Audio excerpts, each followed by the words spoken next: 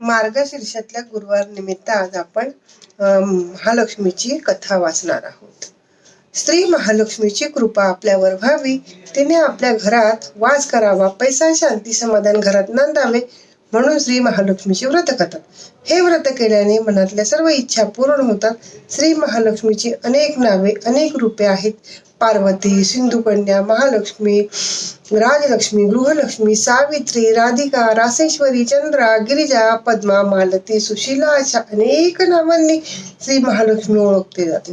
अशा या सर्वभूत असलेल्या महालक्ष्मीची ध्यानेमनी घ्यावी अशी ही कहाणी आहे. द्वापार युगातली आपल्या भारतातील सौराष्ट्र देशात घडली. तेथे एक राजा राज्य करीत होता. त्याचे नाव होते भद्रश्रव. तो शूर होता, दयाळू होता आणि प्रजादक्ष होता. 4 वेद, 6 शास्त्रे, 18 पुराणे त्याला ज्ञात होते. अशा या राजाच्या राणीचे नाव होते सूरजचंद्रिका. राणी रूपाने सुंदर होती, सुलक्षणी होती, पतिनिष्ठ होती. त्यांना एकूण 8 अपत्ये होती, 7 पुत्र आणि त्यानंतर झालेली एक कन्या. राजा आणि राणीने कन्येचे नाव शांबाला ठेवले. एकदा देवीच्या मनात आले, आपण राजाच्या राजप्रसादी राहावे, त्याने राजा आणखी सुखी होईल, प्रजेलाही तो सुख देईल. गरिबांकडे राहिले तर सगळ्या संपत्तीचा तो एकटाच उपभोग घेईल म्हणून देवीने म्हातारीचे रूप घेतले. फाटकी वस्त्रे आली, आधारासाठी हातात काठी घेतली. काठी टेकत टेकत ती राणीच्या महालाच्या दाराशी आली. तिला पाहताच एक दासी पुढे आली. तिने म्हातारी विचारले, कोण ग बाई तू? कुठून आलीस? काय काम काढलंस? काय नाव तुझं? काय गाव तुझं? काय हवंय तुला? म्हातारीने रूप घेतलेली महालक्ष्मी म्हणाली, माझं नाव कमलाबाई, द्वारकेला राहते मी. तुझ्या राणीला भेटायला आली. कुठे आहे ती? दासी म्हणाली, राणीसाहेब महालात आहे. त्यांना सांगायला गेले तर त्या माझ्यावर रागवतील. तुला त्या कशा भेटतील? तुझा अवतार पाहून तुला ते हाकलूनच देतील. तू इथेच थोडा वेळ आडोशाला थांब. म्हातारीला राग आला. ती संतापून म्हणाली, तुझी राणी गेल्या जन्मी एक वैश्याची पत्नी होती. तो वैश्य फार गरीब होता. त्यावरून त्या दोघांची नेहमी भांडणे होत. नवरा तिला मारहाण करी. या त्रासाला कंटाळून एक दिवस ती घर सोडून गेली आणि जंगलात उपाशी तापाशी भटकू लागली. तिची अवस्था पाहून मला दया आली. मी तिला ऐश्वर्य, सुख, संपत्ती देणाऱ्या महालक्ष्मी व्रताची माहिती सांगितली. त्याप्रमाणे तिने व्रत केली. तिच्या व्रताने महालक्ष्मी प्रसन्न झाली. तिचे दारिद्र्य संपले. तिचे घर संपत्ती समृद्धीने भरले. तिच्या जीवनात आनंद आला. लक्ष्मी व्रत केल्याने मृत्यूनंतर ते दोघं पती पत्नी लक्ष्मी लोकात वैभवत राहिली. या जन्मी तिचा जन्म राजकुळात झाला आणि त्या गोष्टी देवीच्या कृपेने ती आता राणीपदावर बसलेली. पण लक्ष्मीवृत्तावर तिला आता वसर पडला. त्याचीच आठवण करून देण्यासाठी मी इथं आलेली. म्हातारीची बोलणे ऐकून दासीच्या मनात जिज्ञासा. म्हातारी म्हणाली, नमस्कार केला आणि म्हणाली, मला सांगाल का ते व्रत? मी करीन ते नेमाने. उठणार नाही, मातणार नाही, घेतला वसा टाकणार नाही. म्हातारीने दासीला लक्ष्मी व्रताची माहिती सांगितली. मग ती उठली, काठी टेकत निघणार. तेवढ्यात राणी तरा महालातून आली. फाटक्या वस्त्रातील म्हातारीला पाहताच ती संतापली आणि उर्मटपणे म्हणाली, कोण ग थेरडे तू? कशाला इथं आली? जा इथून.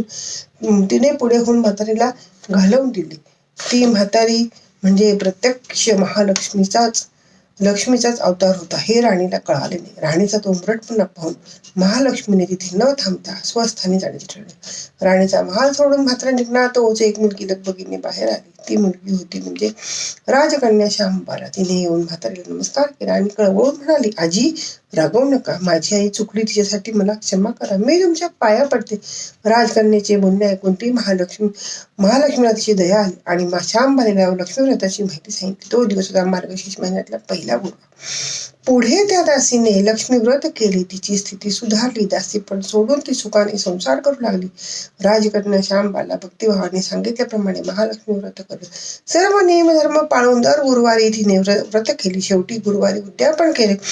लवकरच शांबालेचा विवाह मालाधर नावाच्या राजपुत्राशी झाला. तिला राजवैभव मिळाले. महालक्ष्मी व्रताच्या प्रभावाने तिचा संसार सुखात आणि समाधानात चालू लागला. इकडे भद्रश्रव राजा आणि चंद्रिका राणी यांना हळूहळू वाईट दिवस यायला लागले. त्यांचे राज्य गेले, सगळे वैभव गेले, ऐश्वर्य यायला गेले. चंद्रिका राणी होती ती स्थिती आता बदलली. अन्न पाण्याला इथे महाग झाली. भद्रश्रवाला फार वाईट वाटत पण तो करणार काय? एक एक दिवस चिंतेचा ओकवत होता, मावळत होता. भद्रश्रवाला वाटणे मुलीकडे जावे, तिला पाहावे आणि 4-8 दिवस तिच्याकडे राहावे. त्याप्रमाणे तो जावायच्या राज्यदारी चालून चालून तो खूप दमला होता. म्हणून तो थोडा वेळ विश्रांती घेण्यासाठी एका नदीच्या काठी बसला. राणीची दासी नदीवर येत होती. तिने भद्रशिवाला ओळखले. दासी धावतच महालात गेली आणि राजाला बातमी सांगितली. श्यामबालाला इथे समजलं. श्यामबाला आणि माळधारने राजाचा रथ पाठवून भद्रशिवाला मोठ्या मान सन्मानाने राजवाड्यात आणले. त्यांचा आदर सत्कार केला.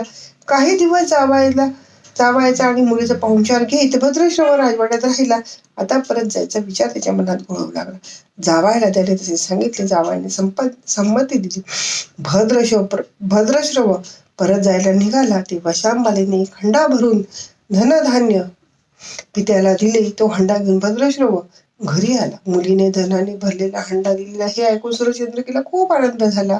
तिचा आनंद गगनात मावला. घाईघाईने तिने हंड्यावरचे झाकण काढले तर आत पाहते तर हंड्यात धनच नव्हते. ते फक्त कोळसे होते. महालक्ष्मीच्या आवकृपेने हंड्यातले धनचे कोळसे झाले. चंद्रिकेने कपाळावर हात मारून घेतला. भद्रश्रव हा चमत्कार पाहून चकित झाला. दुःखाचे दिवस संपत नव्हते. दारिद्र्याचा भोग सुटत नव्हता. सूरचंद्रिकेला एक एक दिवस काढता जीव मेटकुटीला येत होता. एक दिवस सूरचंद्रिकेच्या मनात आल्या लेकीला भेटायची इच्छा निर्माण झाली. त्याचप्रमाणे ती लेकीच्या घरी जाण्यासाठी निघाली. तो मार्गशीर्ष महिन्यातला शेवटचा गुरुवार होता. सूरचंद्रिका लेकीच्या घरी पोहोचली. श्यामबाला व्रताचे उद्यापन करते. श्यामबालेने ऐकून महालक्ष्मी व्रत करून घेतले. 4 दिवस मुलीकडे राहून सूरचंद्रिका परत आपल्या गावी आली.